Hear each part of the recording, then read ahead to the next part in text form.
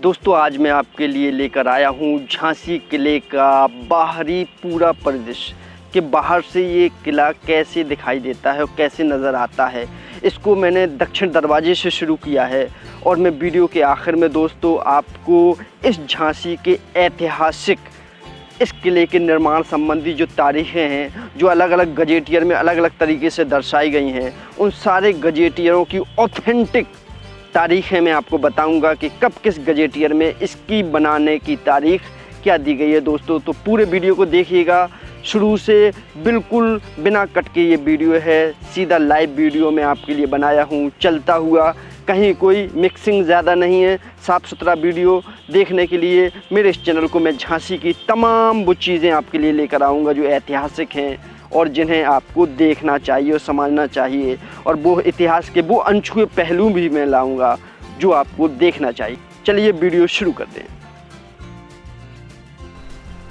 चलिए दोस्तों, हम ये दक्षिण दरवाजे की तरफ से आपको झांसी फोर्ट का नज़ारा, बाहरी हिस्से का पूरा लाइव दिखाऊंगा कि ये बाहर से पहाड़ी पर देखने में कैसा लगता है।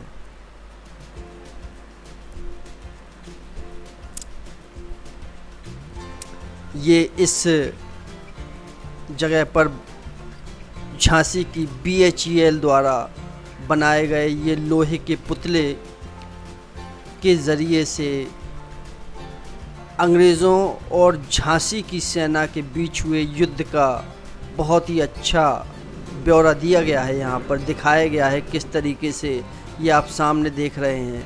ये दीवान दुल्हाजू ने जब अंग्रेज़ों से रिश्वत लेकर ओरछा दरवाज़ा खोल दिया था और अंग्रेज़ हमारे झांसी शहर पनाह में दाखिल हो गए थे और कत्लेआम शुरू हो गया था। तो ये पूरी व्यू रचना देखने में बहुत खूबसूरत है। अगर आप किला देखने आए तो इसको ज़रूर देखें।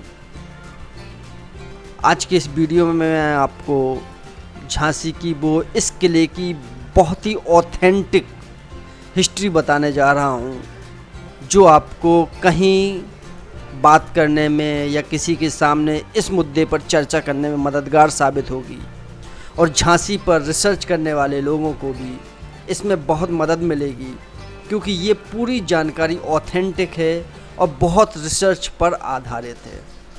तो दोस्तों यहाँ से मैं ये BHEL वाला जो व्यू रचना है ये यहाँ से ख़त्म हुई और मैं अब इस पूरे किले का चक्कर पैदल लगाऊंगा और बाहर से बताऊंगा आपको कि ये झांसी का किला कैसे नज़र आता है, कैसा नज़र आता है।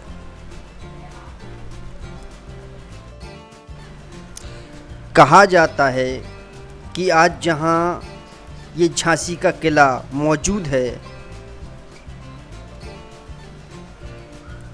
वहाँ पहले ओरछा के राजा भारती चंद्र के शासनकाल में सन 1553 ईस्वी में कुछ झोपड़ियों की एक बस्ती सी बस गई थी।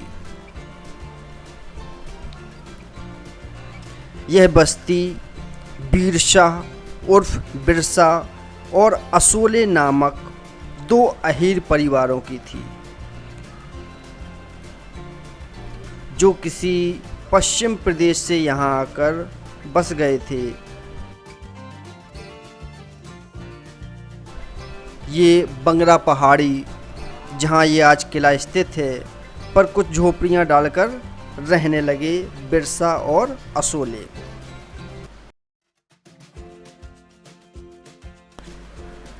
क्योंकि इसकी ऊंचाई होने की वजह से वो अपने चरते हुए मवेशियों पर नज़र बहुत आसानी से रख सकते थे।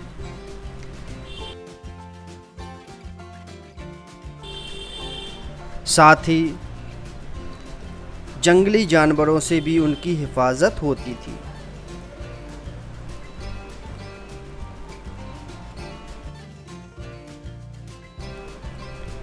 इस पहाड़ी के आसपास बहुत घना जंगल हुआ करता था।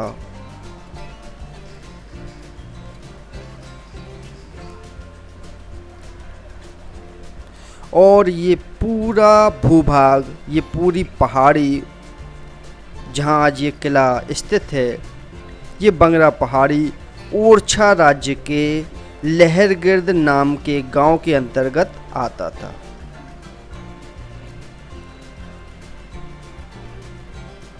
आज भी इस किले से तकरीबन 2 किलोमीटर दूर झांसी के सीपरी बाज़ार के पास आज भी मौजूद है और यहाँ पर बंगरा पहाड़ी से के पश्चिम दिशा में ये पड़ता है।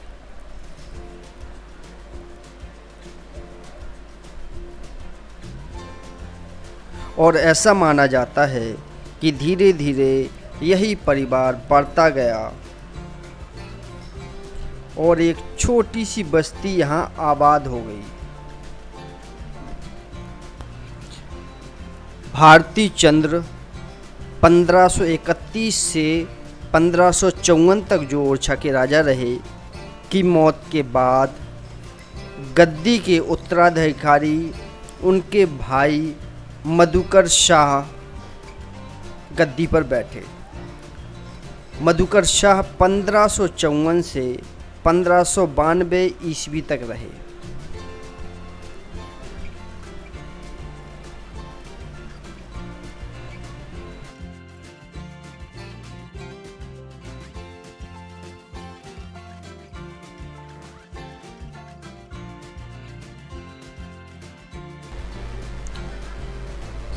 साथियों, अब यहाँ से आगे आप देखेंगे कि किले के दीवार के कुछ हिस्से में ये चौड़ी खाई बनी हुई है। बहुत से इतिहासकारों ने लिखा है कि किले के चारों तरफ एक खाई है जो सुरक्षा के लिए बनाई गई थी, लेकिन मैं ये बता दूं कि ये 15 से 20 फीट चौड़ी खाई ये सिर्फ इसी निचले इलाके में, यहाँ ऊपर से आपको जहाँ से दिख रहा है, यहाँ से सिर्फ ये थोड़े से हिस्से में खाई बनी हुई है। इसका पर्पस 2 थे। एक तो ये था कि ये किले की ये बंगरा पहाड़ी के सबसे निचला हिस्सा है और यहाँ से दीवार तक पहुँचने के लिए ज़्यादा परेशानी या ज़्यादा चढ़ाई नहीं थी, तो इस दीवार तक पहुँचने में अवरोध पैदा करने के लिए एक खाई हो गई कि अगर भरी हुई खाई पानी से भरी हुई 15-20 फीट पहले आदमी पार करेगा, फिर ऊपर दीवार पर चढ़ेगा तो जो ज़्यादा मुश्किल है। दूसरा, इस खाई का एक काम था कि किले के अंदर का जितना भी वेस्ट पानी था वो सब आकर यहाँ पर इकट्ठा हो जाता था और ये खाई उस किले के अंदर यूज़ किए हुए पानी से भरी रहती थी। तो ये सुरक्षा की दृष्टि से भी और वैसे भी ये खाई वेस्ट पानी को इकट्ठे करने के लिए बनवाई गई थी।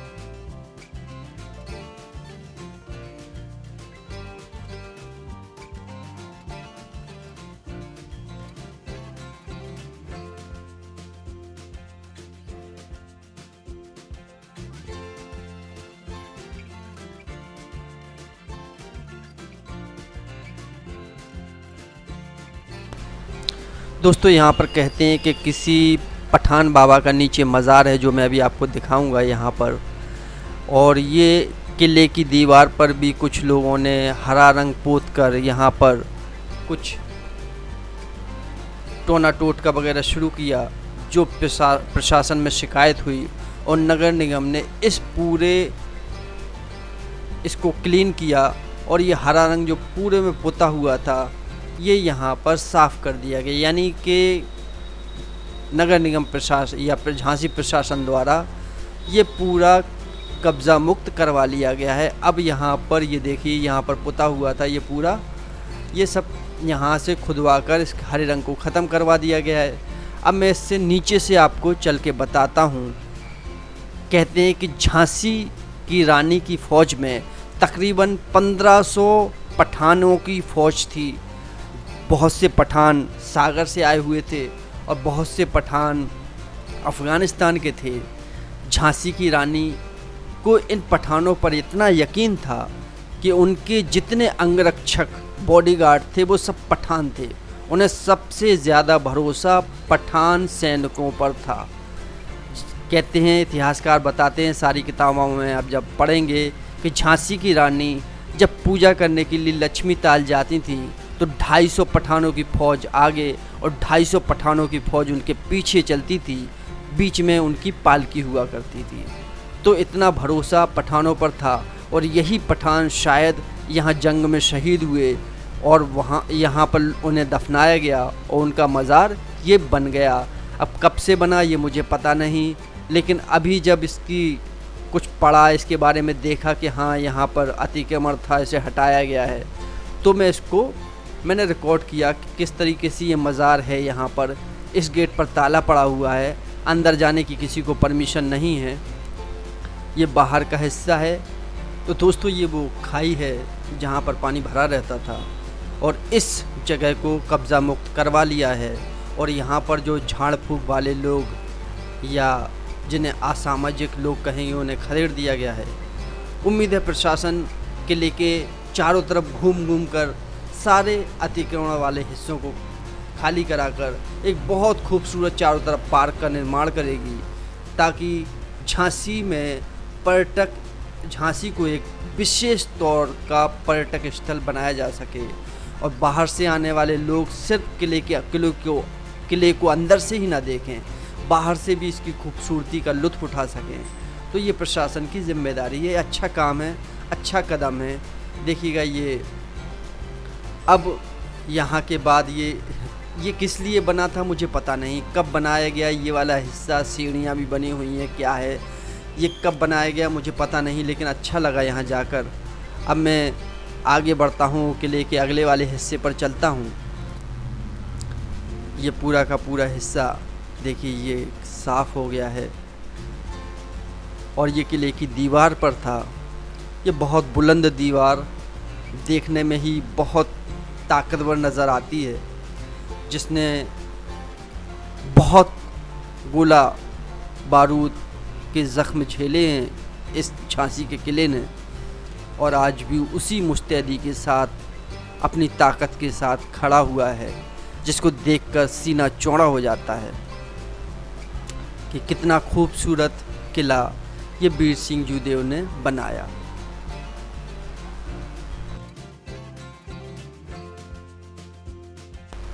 मधुकर शाह की मौत के बाद यह इलाका राम शाह के अधिकार में आ गया।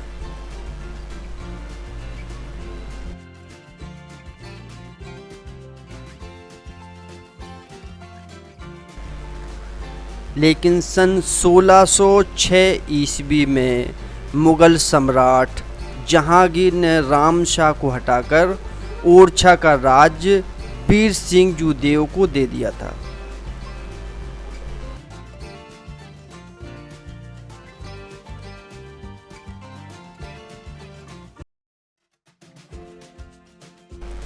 ये पूरा भूभाग ओरछा के बहुत नज़दीक केवल ओरछा से 10 मील दूर है। आगरा जाने वाली सड़क पर मौजूद होने की वजह से बीर सिंह जूदेव के लिए ये बहुत ही कीमती हो गया, महत्वपूर्ण हो गया।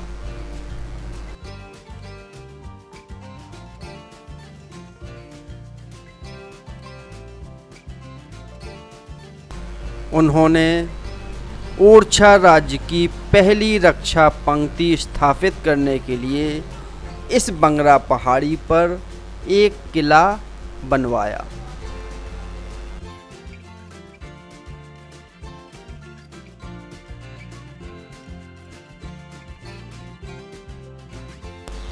एक जनश्रुति के अनुसार वीर सिंह ने अपने राज्य की सुरक्षा के लिए 52 गढ़ियाँ बनवाई थीं या 52 गढ़ियाँ बनवाने का आदेश दिया था। ये किला उन्हीं में से एक था। किले के आसपास एक गांव सा बस गया था जिसका नाम बलवंत नगर रखा गया। बाद में इसी बलवंत नगर का नाम झांसी पड़ गया। कैसे? इसका कोई ऑथेंटिक दस्तावेज तो मौजूद नहीं है, लेकिन एक ऐसी जनश्रुति है जिसे ज़्यादातर इतिहासकारों ने अपनी किताबों में, ग्रंथों में लिखा है।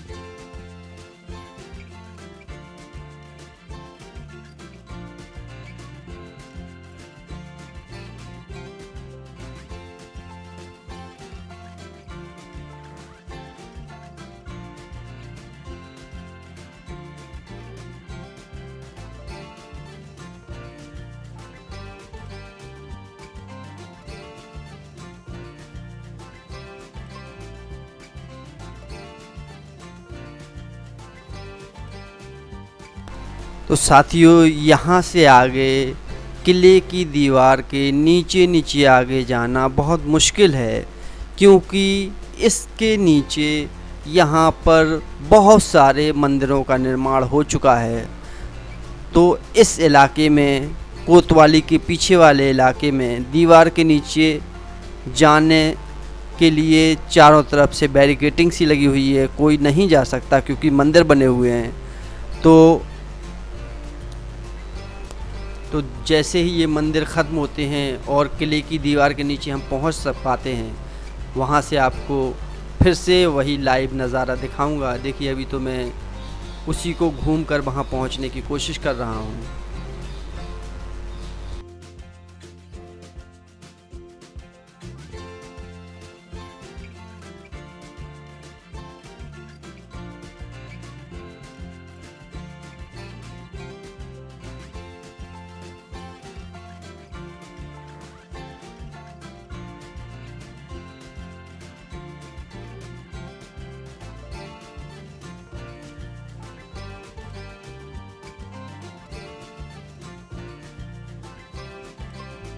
कि एक बार जैतपुर के राजा वीर सिंह से मुलाकात करने ओरछा आए हुए थे। दोनों ओरछा किले की सबसे ऊंची छत पर बैठे हुए थे।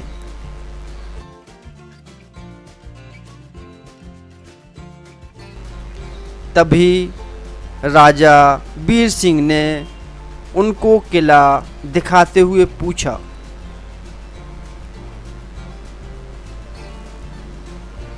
कि क्या आपको वह किला दिखाई दे रहा है?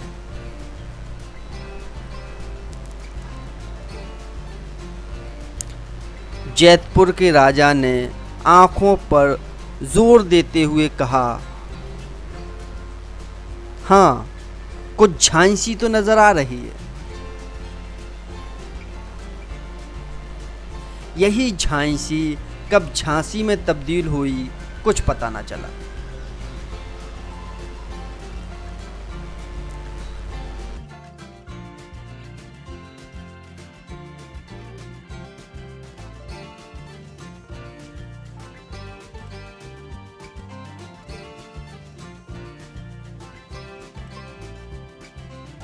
ये किले के वो सुराख हैं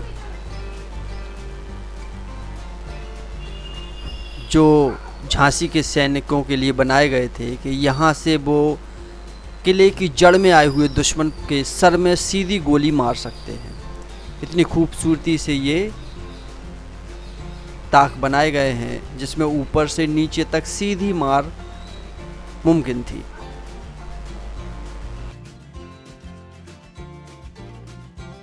देखिए सामने आपको एक गेट सा नज़र आ रहा है।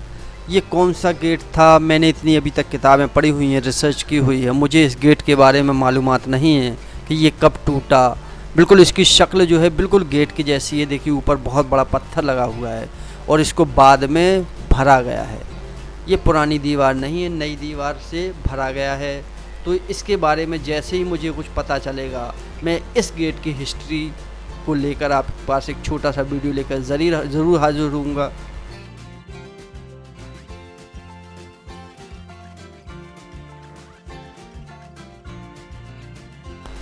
ये कोतवाली का पिछला हिस्सा है, जहाँ से होकर रास्ता मिनरवा चौराहे के लिए जाता है या सरकारी अस्पताल के मेन गेट की तरफ ये रास्ता जाता है।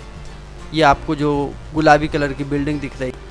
अब मैं आपको झांसी किले की वो बहुत ही महत्वपूर्ण दरवाज़ा दिखाने वाला हूँ, जिस दरवाजे से झांसी की रानी झांसी के किले को छोड़कर कालपी के लिए रात 12 के बाद रवाना हो गई थी दोस्तों।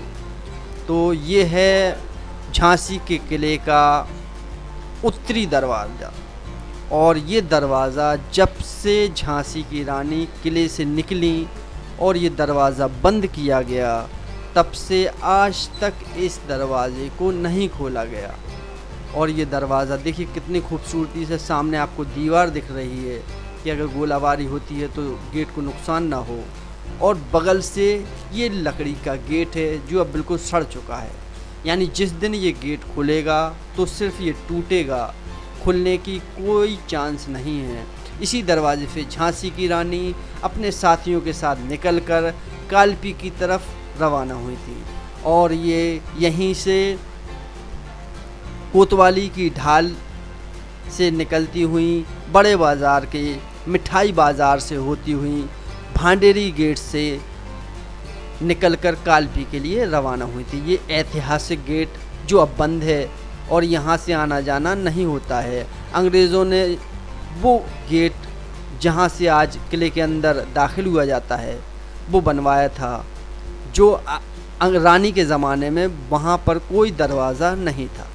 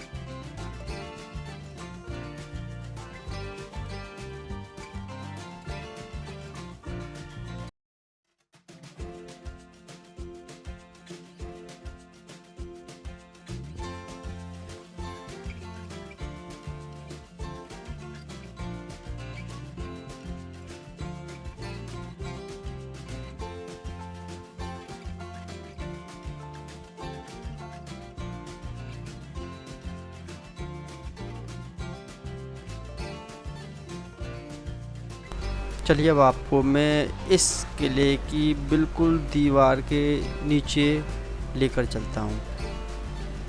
इस पहाड़ी रास्ते, ऊबड़ खाबड़ रास्ते से जहाँ से मैं जा रहा हूँ, जब आज इतनी परेशानी हो रही है तो सोचिए जब ये पहाड़ी अपनी बिल्कुल ओरिजिनल हालत में थी तब कितनी मुश्किल से यहाँ पर कोई चढ़ पाता होगा, या अंग्रेज़ किस तरह से इस पहाड़ी पर यहाँ लड़े होंगे।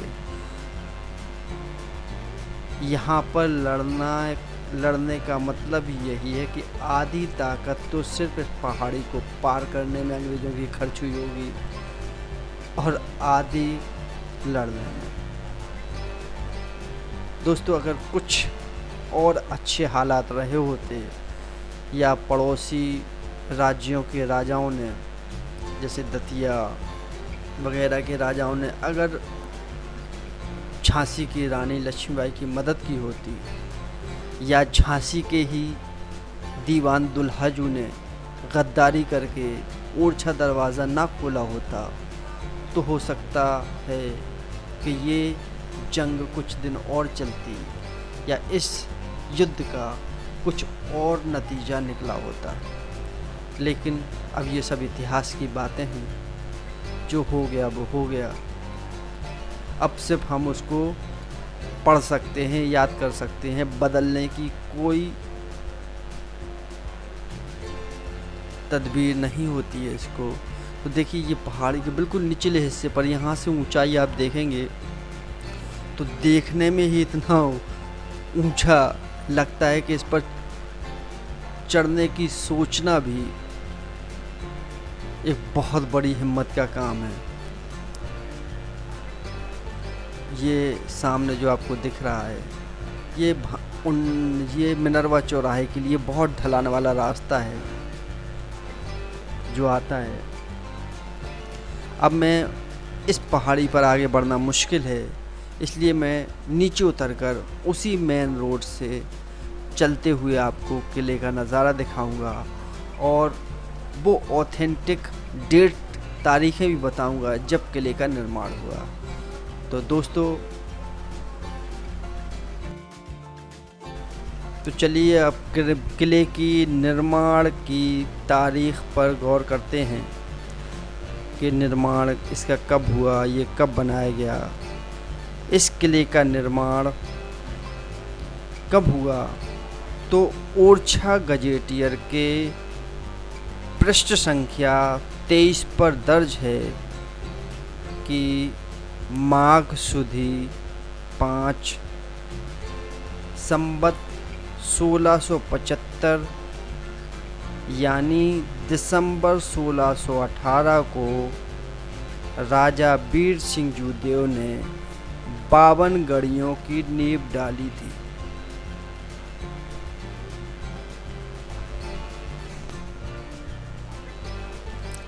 इसके हिसाब से झांसी किले का निर्माण भी 1618 ईस्वी में शुरू हुआ, जबकि झांसी गजेटियर के हिसाब से उसकी पृष्ठ संख्या 269 पर झांसी किले का निर्माण 1613 ईस्वी में बताया गया है। अब झांसी गजेटियर में ये 1613 ईस्वी का सन कहाँ से दर्ज हुआ, इसके बारे में कोई जानकारी गजेटियर में नहीं दी गई है। लेकिन ज़्यादातर इतिहासकार झांसी किले के निर्माण की तिथि 1613 ही अंकित करते हैं और 1613 ही मानते हैं। तो इस हिसाब से झांसी गजेटियर के हिसाब से इसकी निर्माण तिथि 1613 ईस्वी, लेकिन ओरछा गजेटियर के हिसाब से इसका निर्माण कार्य दिसंबर 1618 ईस्वी में शुरू हुआ। तो अब आप अपने रिसर्च के हिसाब से तारीख को डिसाइड करें कि कौन सी तारीख, ये दोनों ही तारीखें गजेटियर के हिसाब से हैं, दोनों ही सही नहीं हो सकती हैं। और किस हिसाब से दोनों सही है, क्योंकि सरकारी गजेटियर में है, इसलिए दोनों को सही मानना पड़ेगा। अब क्योंकि झांसी राज्य जो था, ये झांसी ये इलाका था, ये पूरा राज्य और ये पूरा इलाका ओरछा राज्य के अंतर्गत आता था और ये किला भी ओरछा के राजा ने ही बनवाया है। इसलिए ओरछा के गजेटियर पर भरोसा करना, ये यकीन करना ज़्यादा बेहतर मुझे लगता है। और झांसी का गजेटियर बहुत बाद में लिखा गया होगा, हो सकता है, इसलिए किस इतिहासकार ने ये 1613 ईस्वी यहाँ पर दर्ज करवाई हो, या ब्रिटिश सरकार ने कौन से दस्तावेज़ों के आधार पर ये लिखा है, ये कहना मुश्किल है। ये जो आज अभी आप देख रहे हैं, यही झांसी का आज की तारीख में मेन गेट है, जहाँ से होकर सैलानी या किले को घूमने वाले लोग अंदर जाते हैं और किले को घूमते हैं। यहीं के गेट पर टिकट घर है, जहाँ से टिकट लेकर अंदर जाया जाता है। पहले ये टिकट 25 पैसे का हुआ करता था, लेकिन आजकल ये हिंदुस्तानी के लिए 25 रुपये का और फॉरेनर्स और ब्रिटिशों के लिए शायद 250 रुपये इसकी कीमत है। और चलिए अब हम इस किले पर जहाँ से ये वीडियो बनाना शुरू किया था उसी जगह पर वापस पहुँच गए हैं, और इस पूरे किले का चक्कर लगाने में तकरीबन आधा घंटे का वक्त लगा। तो ये वीडियो भी लंबा हो गया, लेकिन मैंने इसलिए इसको पूरा घुमाया है क्योंकि झांसी आने वाले सैलानी अंदर तो देखकर चले जाते हैं, लेकिन बाहर से ये देखने में कैसा लगता है, उनकी ये हसरत ही रहती है। तो इसलिए कहीं दुनिया में बैठा हुआ कोई भी आदमी झांसी के किले को ये बाहर से कैसे दिखाई देता है आसानी से देख सकता है और इसकी हिस्ट्री जान सकता है। तो अगर आप चाहते हैं कि झांसी की इसी तरह की ऑथेंटिक हिस्ट्री मैं आपके सामने लाऊं और आपको उससे रूबरू करवाऊं, तो आप मुझे कमेंट्स करके ज़रूर बताएं कि ये वीडियो कैसा लगा और मुझे आगे वीडियो किस तरह से बनाना चाहिए। अगर मैं इसमें कामयाब हुआ हूँ दोस्तों, तो प्लीज़ मेरे चैनल को सब्सक्राइब कर लें और इस वीडियो को लाइक करके अपने दोस्तों तक शेयर कर दें। बहुत बहुत शुक्रिया, मिलते हैं नेक्स्ट वीडियो में।